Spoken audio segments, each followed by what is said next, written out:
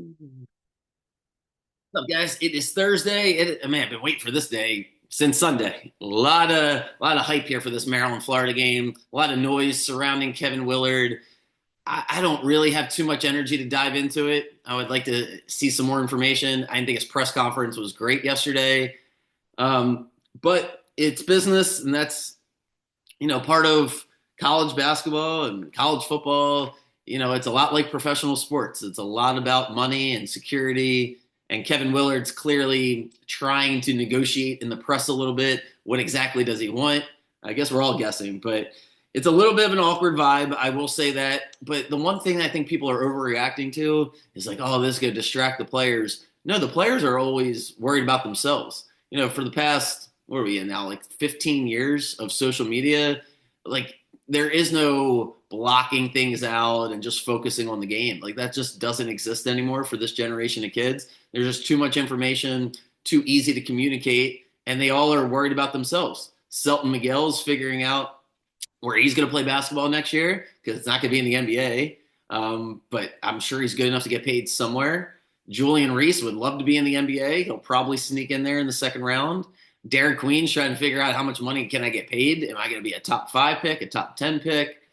And Rice and Gillespie, yeah, they're the 200 classmen. Most likely they'll be back next year, but they're focusing on their own potential draft prospects and their own careers. It's not, oh my God, I can't believe, is our coach coming back? Is he not coming back? What's going to happen? I really don't think it's that big of a deal. I truly don't. I think before, social media and when there was only, a handful of newspapers and Sports Center was everyone watched it, then yeah, it'd be like, man, we don't really need this story right this second. But in this day and age, I really don't think it's that big of a deal. As far as how Kevin Willard's going to coach tonight, I mean, he's going to coach just as good or just as bad as if these rumors were going out. It's really, I really think it's irrelevant. I don't think it cost him any of his prep time. I don't think it's great for Maryland as a national news story. But yeah, I can't pretend to get all worked up about it. So, all right, let's dive into the game. How's Maryland going to win this game? Maryland's got to win this game by making more shots than Florida, obviously. But specifically, what they need to do is replicate what UConn did against Walton Clayton Jr. and Will Richard early in that game, which is be physical with them.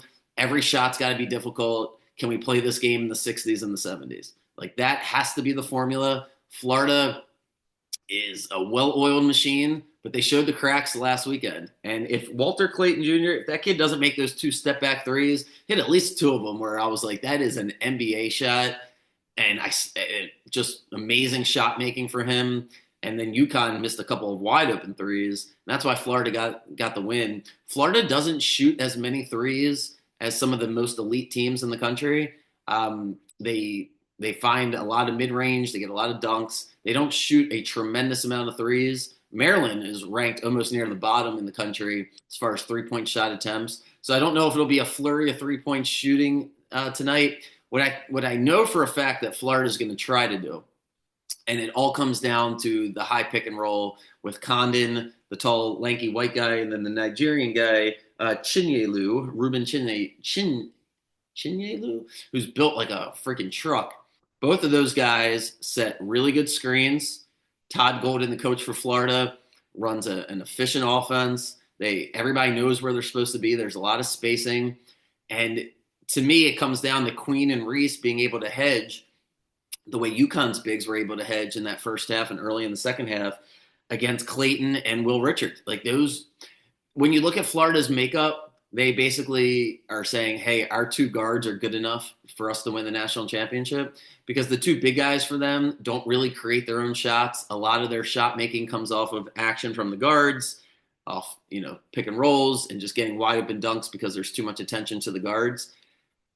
If Maryland comes out and plays the way UConn did and just muddies it up a little bit and we can get to the end of the game, it's going to be a 50-50 game.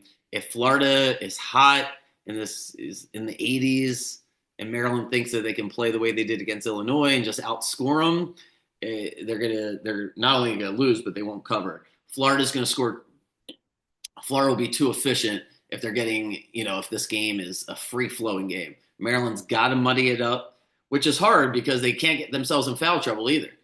Queen and Reese, if one of them goes down, Geronimo comes in there for a significant energy boost, but also a significant height loss when he pops in there. And Florida's big. Florida's big and strong. Queen and Reese are going to have to really, basically, what we're looking for tonight is Queen and Reese to outperform Florida's bigs and see if we can draw even with Rice and Gillespie and Miguel and company against Clayton and Will Richard, because Florida's guards, it'd be hard to imagine Maryland outscoring them or outplaying them. But if Queen and Reese can dominate inside, Maryland's an excellent foul shooting team, gets at the free throw line. Maryland's alive tonight. They are live.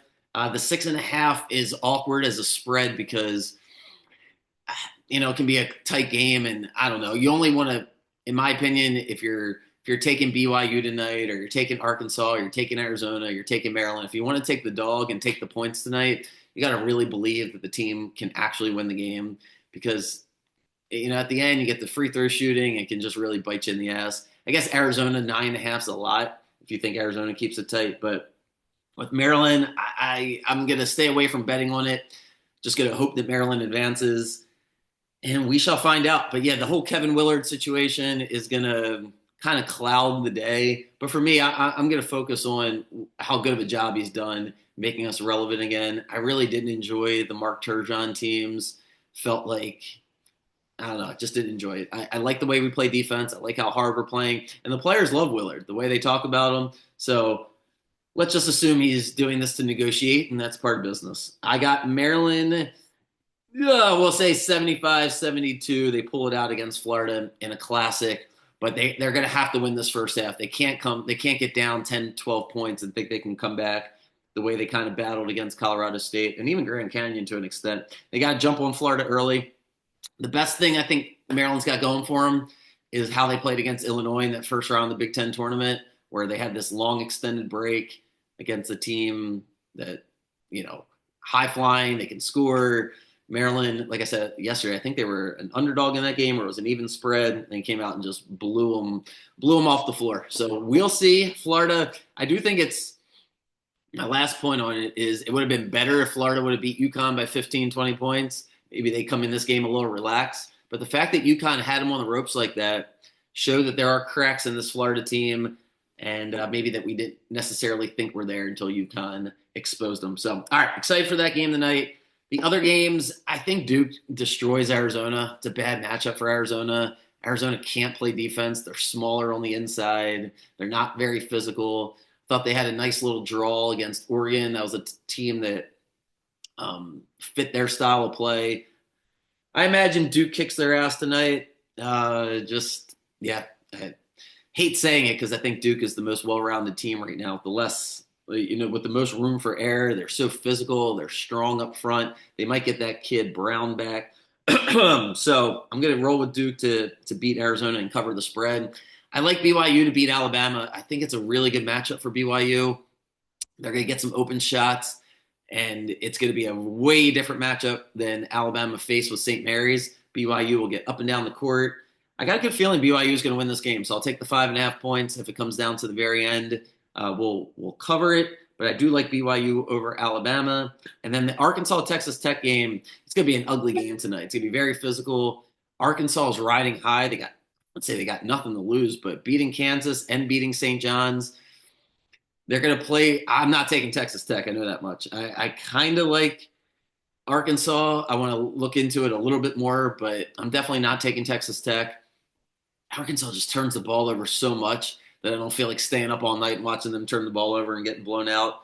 I don't know what Arkansas's mindset is after knocking off St. John's. So I'll dive more into that one. But yeah, I feel pretty good about BYU, and I feel, like feeling good, but I do think Duke's going to destroy Arizona. And Maryland's going to play as that 7:39 game. BYU, Alabama's the first one, and then Duke, Arizona after BYU. And then the late one is Arkansas, Texas Tech. That's who the Maryland-Florida winner will face. So, all right, really excited. Really excited. I'll break down all 4 games tomorrow. Orioles, I talked a lot about it yesterday. It's going to be a wait-and-see approach for me for the next month here. A lot of things are up in the air, and I really want to be optimistic. So I'm just going to hope the Orioles can get off to a good start. but they have dug themselves into a hole here. They're facing a lot of roster decisions, a lot of moving parts to start the season, a lot of uncertainty. It looks like Mateo's not going to be on the roster as he's still in Sarasota. It looks like Baker will get the final spot. Is Gunnar going to come back and just immediately play shortstop, or does he end up moving over to third if they let Jackson cook it short? Does Westberg prefer second instead of third? There's a lot of different things going on. I just want to see the Mountain at around 5:45 this afternoon as the Orioles are winning 4-1, 5-2, 6-3, something like that, and then the Mountain can come out. Outside of the Mountain, that's where I'm the most nervous is the bullpen. I'd love to be wrong. I hope Sir Anthony makes a all-star game. I hope Soto makes me look like an idiot, but those would be the two guys where I'm like, I'm not jumping up and down that they're at the back end of the bullpen. But all right, let's just speak things positively though. So Orioles, Eflin against the Blue Jays and Barrios this afternoon. Enjoy the games. If you have any questions or any preseason future bets that you were considering and you want my take on it, just shoot me over a text. I'm happy to give you my opinion. And yeah, enjoy the game, guys. I'll be here in the morning. Best part about the Orioles starting in Canada, by the way, is that we're not off tomorrow. Most teams will get off tomorrow, in case for weather issues, but we'll play Thursday, Friday, Saturday, and Sunday, and then we'll get the Red Sox on Monday. All right, guys, I'll see you in the morning. Good luck. Go Maryland. And don't be so mad at Kevin Willard. That would be my 2 cents. Like, you don't know all the story. You don't know all the details. He still has his own family. He's got to figure out his future. I'd be less likely to blame him and more likely to blame the athletic department for not securing him ahead of time. So, all right, that's my take. See you guys in the morning. Have a good day.